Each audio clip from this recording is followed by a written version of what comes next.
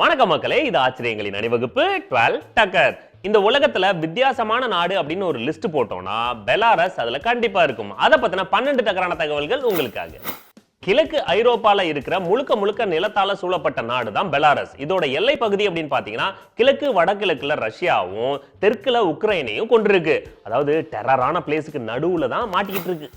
Belarus நாடு பல ஆயிரம் ஆண்டுகளா பழமை மிக்க நாடு. கிமு 5000 இருந்து 2000 வரைக்கும் பாத்தீங்கன்னா பாண்ட் கெராமிக் அப்படின்றவங்க ஆட்சி செஞ்சுட்டு இருந்திருக்காங்க.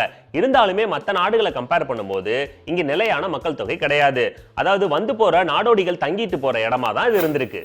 ஒரு நிலையான ஆட்சி இல்லாததை பார்த்த பக்கத்துல இருக்கிற போலந்து ரஷ்யா நிலப்பகுதியை ஆண்டவங்க நாட்டுக்குள்ள புகுந்து மொத்தமா நாட்டையே ஆட்டைய போட்டாங்க. அதுக்கப்புறம் கிபி 2ஆம் நூற்றாண்டு அந்த காலகட்டத்துல பாத்தீங்கன்னா ஸ்லாவ் அப்படின்றவங்க அந்த நாட்டுக்குள்ள நிலையா குடியேறி ஒரு மன்னராட்சியை உருவாக்குனாங்க. அந்த காலத்துல நம்ம பிறந்திருந்தா நம்மளும் நாடோடி மன்னனா ஆயிருக்கலாம். இஸ்லாம் மன்னர்கள் ஆட்சி அப்போ பெலாரஸ் படுவேகமா வளர்ச்சி அடைஞ்சது. அங்க இருக்கிற ரிசோர்சஸ் எல்லாம் பக்காவா யூஸ் பண்ணாங்க. இதை பார்த்து பொறாமப்பட்ட பல ராஜ்யங்கள் இந்த நாடு மேல படையெடுத்தாங்க. அதுலயும் குறிப்பா ஹன்ஸ் மற்றும் ஹவார்ஸ் அப்படின்ற ராஜ்யம் பல வருஷங்களா போர் அவங்க மேல தொடுத்து தோத்து போனாங்க. அதான் ஒருத்தர் நல்லா இருந்தா விட மாட்டாங்களே. 19th செஞ்சுரியில சோவியத் யூனியனும் இந்த பெலாரஸ் மேல முழுசா படையெடுத்து ஃபுல் கண்ட்ரோல்ல எடுத்துக்கிட்டாங்க. அதனால ரஷ்ய மக்களும் இங்க அதிகமா குடியேற ஆரம்பிச்சாங்க. அங்க பூர்வகுடி மக்கள் இருந்தவங்க ரஷ்ய மக்களையும் அக்செப்ட் பண்ணிட்டாங்க. அதனாலேயே பெலாரஸ் மட்டும் இல்லாம ரஷ்ய மொழியையும் அங்க அதிகாரப்பூர்வ மொழியா அறிவிச்சாங்க. 1900ல ரஷ்ய புரட்சி வெடிக்குது. இதோட விளைவா பெலாரஸ் பாத்தீங்கன்னா 1922ல சோவியத் யூனியனோட ஒரு குடியரசா மாறிடுச்சு. இதோட பெயரையும் பெலாரசியன் சோவியத் சோசியலிச குடியரசு அப்படின்னு மாறிடுச்சு. பெலாரஸ் மட்டும் இல்லாம போலந்து நாட்டையும் சோவியத் யூனியன் ஆக்கிரமிச்சது. 1939ல இதோட ரியாக்ஷனா அந்த போலந்து நாட்டோட ஒரு சிறு பகுதியை அப்ப ஆட்சி பண்ணிட்டு இருந்தவங்க பெலாரஸோட இணைச்சிட்டாங்க. பொழைக்க தெரிஞ்ச புள்ள.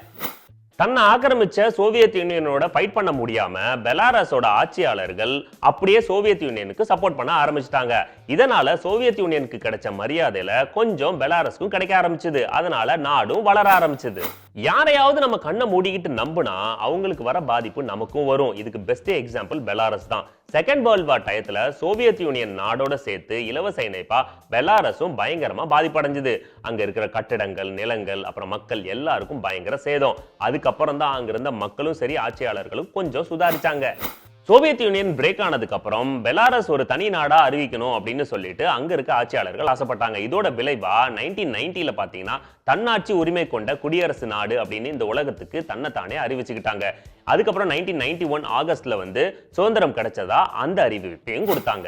பெலாரஸ் நாடு இயற்கை வளம் அதிகமா வச்சிட்டு இருக்க நாடு. அங்க எண்ணெய் வளம் மட்டும் இல்லாம விவசாய சம்பந்தப்பட்ட பொருட்கள் அதிக அளவுல செஞ்சு ஏற்றுமதி பண்றாங்க. உரங்கள் அதிக அளவுல செஞ்சு ஏற்றுமதி பண்றாங்க. குறிப்பா பொட்டாசியம் சம்பந்தப்பட்ட உரங்களை அதிகமா செஞ்சு ஏற்றுமதி பண்றதுல டாப்ல இருக்கிறது பெலாரஸ் தான்.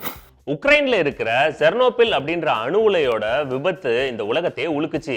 அந்த விபத்துனால அந்த நாட்டோட பக்கத்து நாடான பெலாரஸ் ரொம்பவே பாதிக்கப்பட்டது. அங்க இருக்கிற பல லட்சக்கணக்கான மக்களுக்கு உடல் உபாதைகள் ஏற்பட்டுச்சு. இன்னைக்கும் பாத்தீங்கன்னா பெலாரஸோட அந்த எல்லை பகுதியில இந்த கதிர்வீச்சோட தாக்கம் இருந்துகிட்டு தான் இருக்கு. ஓகே மகளே, மீண்டும் சந்திப்போம். இது ஆச்சரியங்களின் அணிவகுப்பு 12 டக்கர் வித் மீ உங்கள் துரைராஜ் ஜெயசீலன்.